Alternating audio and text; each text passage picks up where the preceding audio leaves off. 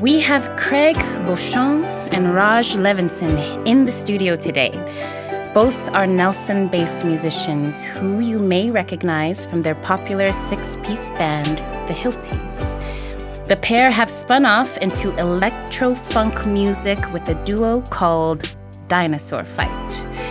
I am super thrilled and invested to have these folks with me today because one of their most recent projects has been scoring this very podcast.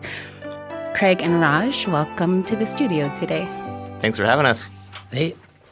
So first off, I gotta just say I'm sitting here with you and I can already feel whatever energy lives between you. And if it comes through in your music, then I'm excited to have more and more people tune into this podcast to even just get a little glimpse of your scoring here. And the first question that is bubbling out of me is simple. Can you tell me and all of us about electro-funk? What is electro-funk for those of us who are not quite hip enough to know?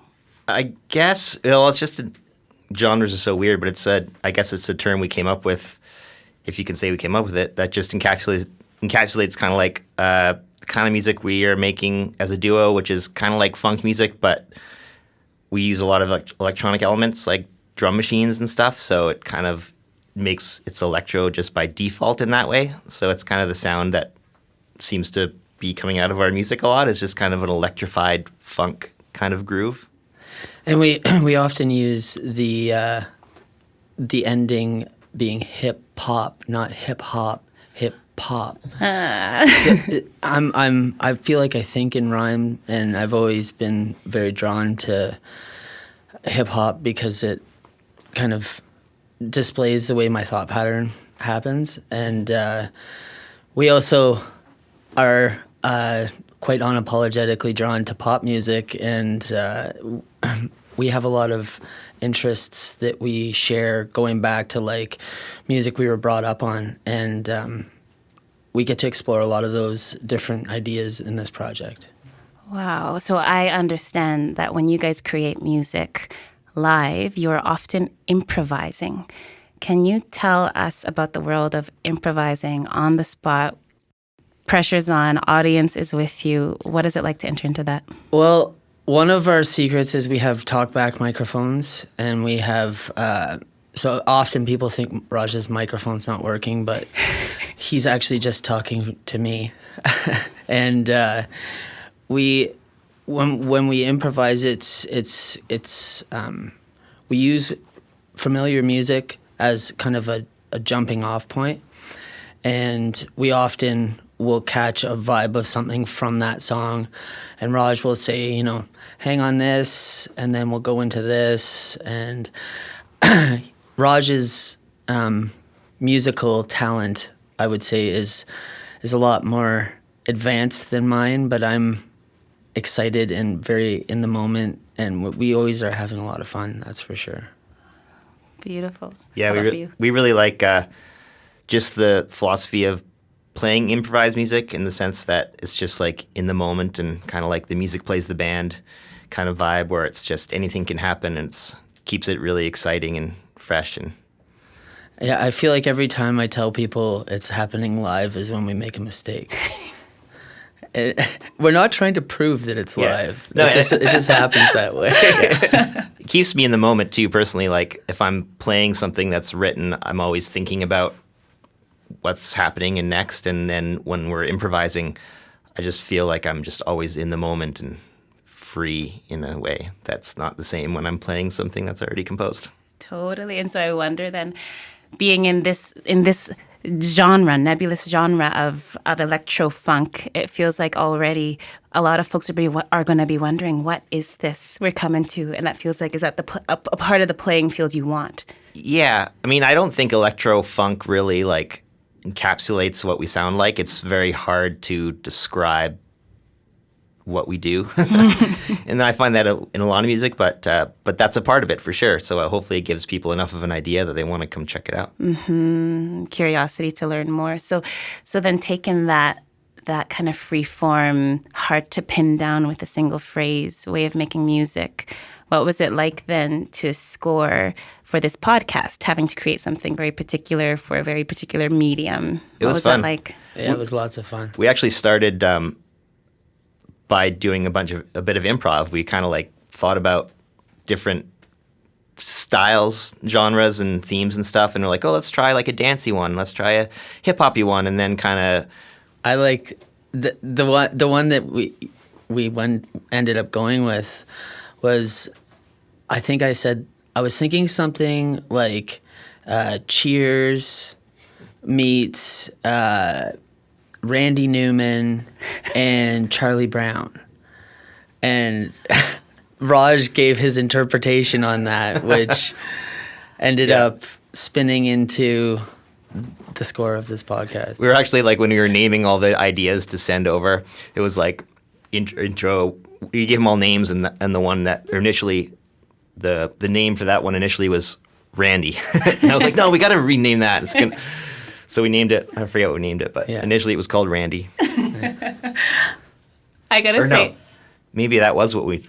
It was Randy. Yeah. It was eventually LOL or something like that.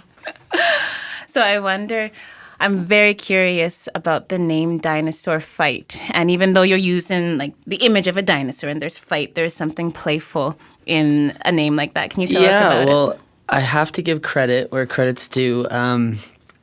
My niece, I have 2 nieces and a nephew, and I like to follow them around when I'm visiting with a guitar, and I just play different ideas because children seem to be a very good kind of divining rod for something that is catchy, and they just can't help it. And I was playing something, and they were playing with dinosaur toys, and I started just saying Dinosaur Fight. And like the minute I said it, they lit up, and they were playing with their dinosaurs, and we said it more and more. And I think our first show under the Dinosaur Fight moniker was a kid's birthday, wasn't it? It was either that or Banff. I'm not sure which one. Either way, we tried it out on a couple different crowds to say, we'd had a couple different monikers, and this one, the minute we said it, people were just, lit up. And it kind of, has that nostalgic, like, childlike feel that we like to try to bring to the music. And that's where it started for almost all of us, I guess, is those songs we heard when we were kids. And, that's the ideas that we're trying to bring to the stage every time we play. Beautiful, beautiful. And can you capture for us what is a hope or a dream or a vision you have for the music you create through as Dinosaur Fight? What would you like to do with this music? Where'd you like to go? That's a good question. I want to keep playing and sharing music with people. Like, that's the main reason I do what I do, and I love making music and sharing it. I really, as I said before, love the improv part of it. So I'd love to just like grow in popularity where people are more of a part of our journey with us. And but we also are going to get in the studio here pretty quick and release some original music next year. So that's also on the board. So, and hopefully that goes well. Yeah. I guess for me, I would say to just have the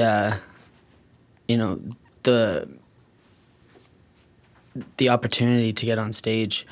I do a lot in the music industry that is to try to help other musicians get ahead, and it all comes back to actually, like, I'm really just I love playing. So the more we can make, the more we can play. And this scoring project was a lot of fun. So if anybody's interested in collaborating to give us a new challenge, we're always up to stepping in the ring and throwing down a dinosaur fight. I've always wanted to score a movie. That's one of my dreams. So hopefully I get to do that one day. Yes, if anybody out there is making a film and wants to score it, I think we got a couple of fellas here who might be interested in a conversation. And to that end, how could folks find you? How can they stay in touch and reach out to you for that film score? We are on social media. You can reach us on Instagram or on Facebook. You can also get us at Dinosaur Fight Music. And we will probably go to the major streaming platforms when we are ready to release some original music, but we do share almost all of our shows that we play live on Bandcamp. And we do share some stuff on SoundCloud, but the main platform for our live music would be Bandcamp. Awesome. And before I let you guys leave me, is there anything else about your music or the process of creation or what music means to you that you would like to make sure folks would know about you as they come and listen to you? It's about love. It's about sharing stole love. my... Can't say love twice. No. It's the energy. It's the language that brings everybody together. So I just feel very grateful to be able to share my perspective. Yeah, likewise. Pretty much I would have said exactly what he said. But yeah, just bringing it together, experiencing music in the moment with people is a really special thing. And I feel like people...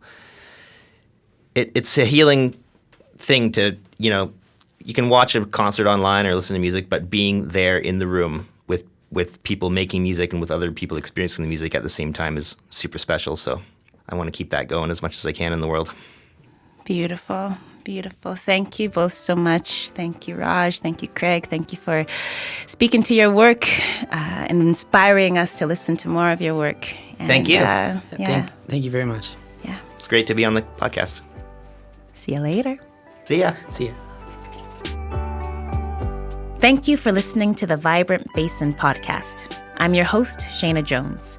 Vibrant Basin is produced by the West Kootenay Regional Arts Council. Thank you to our sound technician and editor, Carlo Alcos, and our producer, Kaylee Linz, with production support from Margaret Tessman and Natasha Smith. Thank you to the Government of Canada and United Way British Columbia for their support of this project. You can find all our episodes on your favorite podcast platform or the West Kootenay Regional Arts Council website. We'll be releasing a new episode for you every 2 weeks. Stay tuned and stay vibrant.